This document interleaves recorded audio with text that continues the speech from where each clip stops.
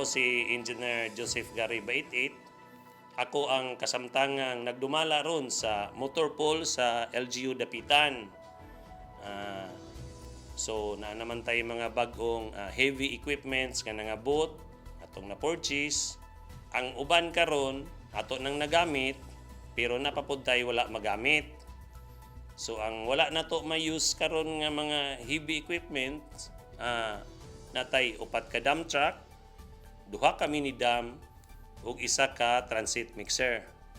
So na siya karon namo gibutang sa compound sa City Agriculture's Office.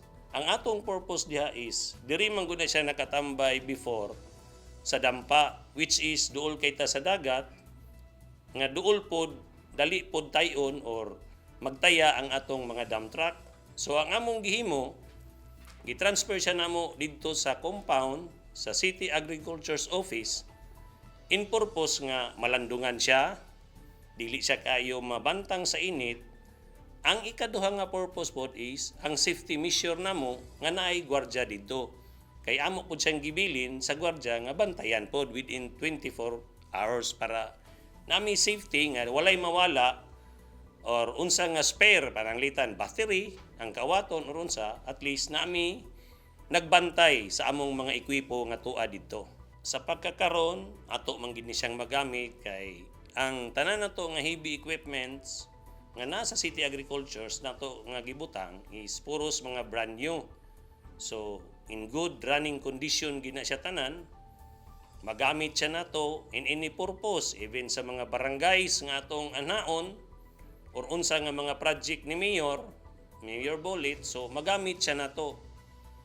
As long as nga kaya siya nato panhaon anang mga barangaya.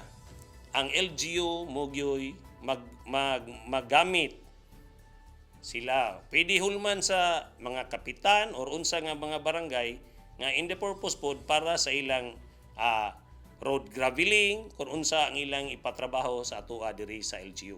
Ang atong mga ekwipo wala na siya nato tagoi. Ang ato lang gihimo is safe keeping nato nga dili pod siya intawon dali magtaya, dali magdaot kay usa ni siya ka mga brand new nga mga sakyanan. So anugon og ato rang pasagdaan. Wala siya nabutang sa motor pool sa pagkakaron kay dili siya maarang.